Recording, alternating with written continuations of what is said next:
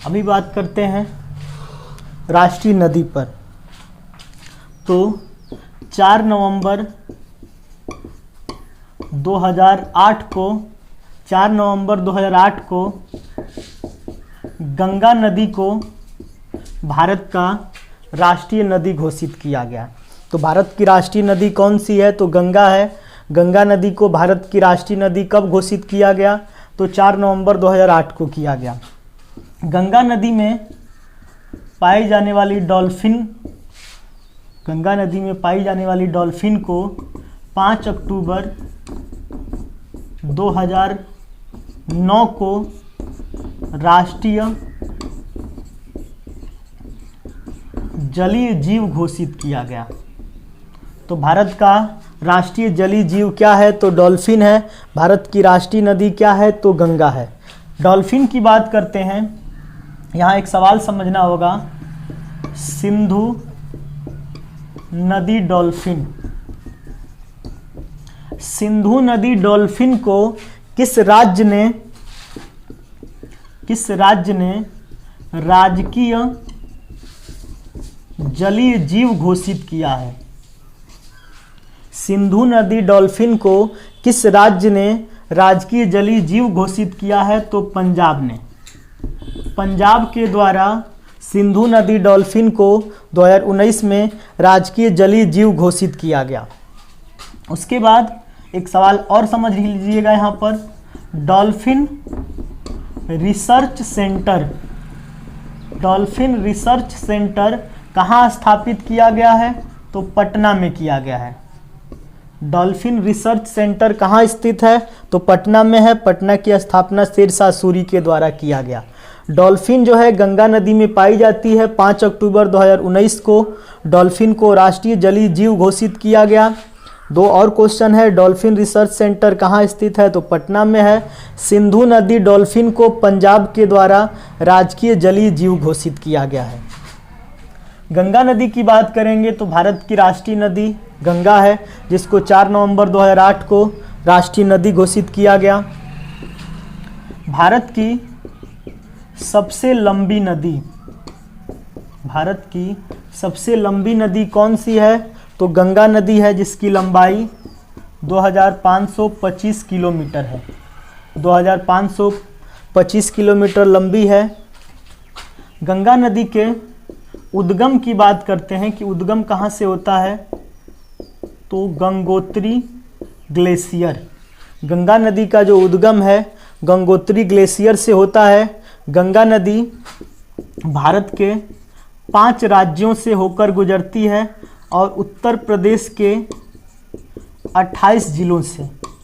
यानी गंगा नदी उत्तर प्रदेश के कितने जिलों से होकर गुजरती है? तो 28 जिलों से होकर गुजरती है। गंगा नदी भारत के कितने राज्यों से होकर गुजरती है? तो 5 राज्यों से होकर गुजरती है। इन 5 राज्यों में उत्तराखंड, उत्तर प्रदेश, बिहार, झारखंड और वेस्ट बंगाल है। अगर उत्तर प्रदेश की बात करते हैं तो गंगा नदी सबसे पहले उत्तर प्रदेश के बिजनौर जिला में प्रवेश करती है और बलिया से निकलकर बिहार में प्रवेश कर जाती है। बिजनौर से प्रवेश करके बलिया तक कुल मिलाकर गंगा नदी 28 जिलों से होकर गुजरती है। यहाँ अगर हम बात करते हैं कानपुर की, तो कानपुर जो है गंगा के दाएं तट पर स्थित है। कानपुर गंगा नदी के दाएं तट पर स्थित है। वैसे ही सवाल पूछता है कि वाराणसी गंगा नदी के किस तट पर है? तो वाराणसी जो है गंगा के बाएं तट पर स्थित है। कानपुर गंगा के दाएं तट पर है, वाराणसी जो है गंगा के बाएं तट पर है। गंगा में सर्वाधिक बीओडी जो होता है, जल की गुणवत्ता मापा जाता है, बायो ऑक्सीजन डिमांड इसका फुल फॉर्म होता है। गंगा में कानपुर से लेकर इलाहाबाद के बीच तक सर्वाधिक बीओडी की मात्रा पाई जाती है। यानी कानपुर से इलाहाबाद तक गंगा कह सकते हैं सर्वाधिक दूषित या प्रदूषित कह सकते हैं। उसके बाद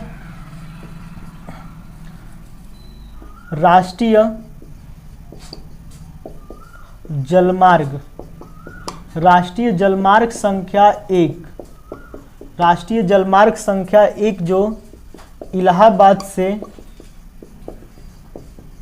हल्दिया बंगाल, इलाहाबाद से हल्दिया के बीच है, वह गंगा नदी में ही स्थित है। यानी राष्ट्रीय जलमार्ग संख्या 1 किस नदी में है, तो गंगा नदी में ही है। राष्ट्रीय जलमार्ग संख्या 1 किनके बीच में है, तो इलाहाबाद और हल्दिया के बीच में।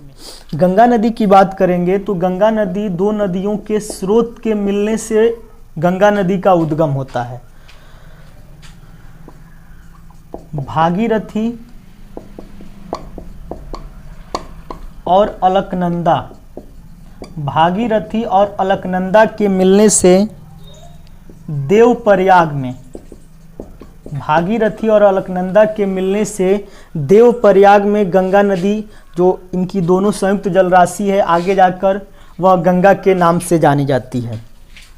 गंगा नदी के किनारे अगर हम बात करेंगे, या गंगा नदी का जो मैदानी भाग होता है उसमें जलोढ़ मिट्टी पाई जाती है। तो गंगा के मैदानी भागों में कौन सी मिट्टी पाई जाती है, तो जलोढ़ मिट्टी पाई जाती है। गंगा नदी जैसे ही बांग्लादेश में जाती है तो गंगा नदी को बांग्लादेश में पद्मा कहा जाता है। गंगा नदी को बांग्लादेश में क्या कहा जाता है, पद्मा कहा जाता है। गंगा नदी जैसे ही ब्रह्मपुत्र नदी से मिलती है तो गंगा और ब्रह्मपुत्र की संयुक्त जलराशि को जमुना कहा जाता है। गंगा और ब्रह्मपुत्र की संयुक्त जलराशि को जमुना कहा जाता है। गंगा और ब्रह्मपुत्र की संयुक्त जलराशि जमुना के नाम से बंगाल की खाड़ी में गिर जाती है, जहां पर विश्व का सबसे बड़ा डेल्टा सुंदरवन डेल्टा, यानी गंगा और ब्रह्मपुत्र जमुना के नाम से जब बंगाल की खाड़ी में गिरती हैं तो वह डेल्टा का निर्माण करती हैं, और उस डेल्टा का नाम होता है सुंदरवन डेल्टा, जो विश्व का सबसे बड़ा डेल्टा है। तो सुंदरवन डेल्टा का निर्माण कौन सी नदियां करती हैं, तो गंगा और ब्रह्मपुत्र करती हैं। सुंदरवन डेल्टा में किस प्रकार की वनस्पति पाई जाती है, तो मैंग्रोव वनस्पति, मैंग्रोव वनस्पति पाई जाती है।